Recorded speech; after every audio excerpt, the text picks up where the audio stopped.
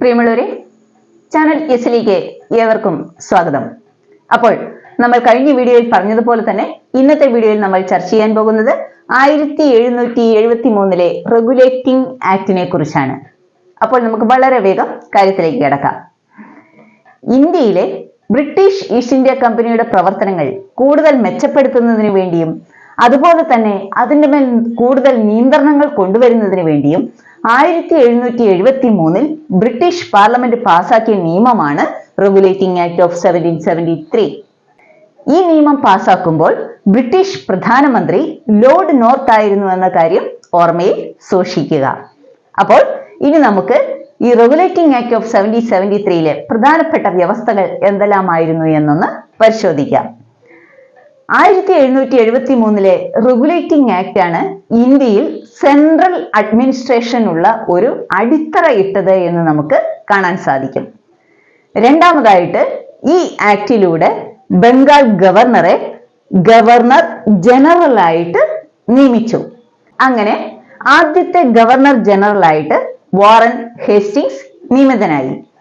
കൂടാതെ ബോംബെ, മദ്രാസ് തുടങ്ങിയ പ്രദേശങ്ങളിലെ ഗവർണർമാർ ഈ ഗവർണർ ജനറലിന്റെ അധികാര പരിധിയിലേക്ക് വന്നു ചേർന്നു.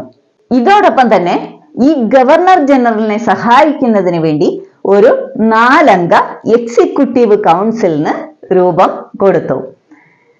അടുത്തതായിട്ട് ഒരു ചരിത്രപരമായിട്ടുള്ള തീരുമാനമാണ് റെഗുലേറ്റിംഗ് ആക്ട് ഓഫ് 1773 വന്നത് എന്ന് നമുക്ക് കാണാൻ സാധിക്കും.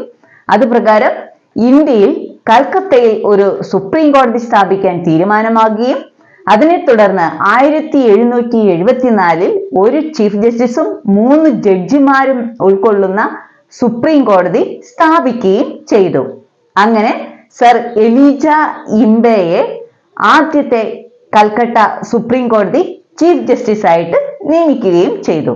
ഇവിടെ നമ്മൾ ഓർത്തിരിക്കേണ്ട മറ്റൊരു പ്രധാനപ്പെട്ട വസ്തുത എന്ന് പറയുന്നത് സ്വതന്ത്ര ഇന്ത്യയുടെ ആദ്യത്തെ chief justice Harilal J Kania ആണെന്നുള്ള കാര്യമാണ്. അതോടൊപ്പം തന്നെ നമ്മൾ ഓർമ്മയിൽ സൂക്ഷിക്കുക, ബ്രിട്ടീഷ് പാർലമെന്റ് ഇന്ത്യക്ക് വേണ്ടി പാസാക്കിയ ആദ്യത്തെ നിയമമാണ് കേട്ടോ റെഗുലേറ്റിംഗ് ആക്ട് ഓഫ് 1773 എന്ന് പറയുന്നത്. അവസാനത്തെ നിയമം ഏതാണെന്ന് അറിയാമോ? അതാണ് 1947 ഇന്ത്യൻ ഇൻഡിപെൻഡൻസ് ആക്ട്. അപ്പോൾ ഇത്രയുമാണ് റെഗുലേറ്റിംഗ് ആക്ടിനെ കുറിച്ചുള്ള ഒരു സംക്ഷിപ്ത വിവരണം എന്ന് പറയുന്നത്. അപ്പോൾ ഇനി നമുക്ക് 1784 പിറ്റ്സ് ഇന്ത്യ ആക്ടുമായിട്ട് അടുത്ത വീഡിയോയിൽ കണ്ടുമുട്ടാം. Bye bye.